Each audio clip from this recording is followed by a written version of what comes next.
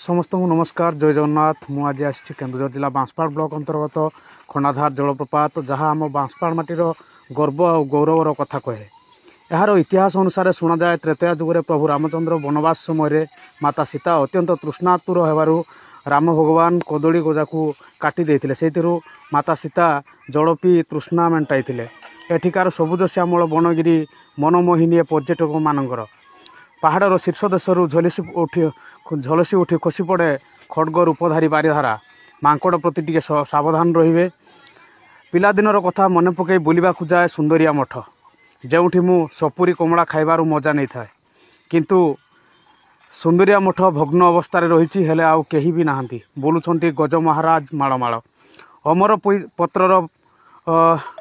बही खातार रखिले से पुणी चेर बाहरी आहुरी पत्र बाहरी थाए। पिलादिने केते थर रखी एठी रही अनेक रहस्यमय जगह जो जगह वर्तमान आपण मानकु देखै होबो नाही आउ देखिबा पई चेष्टा करिवे किंतु एठी देखंतु जे जो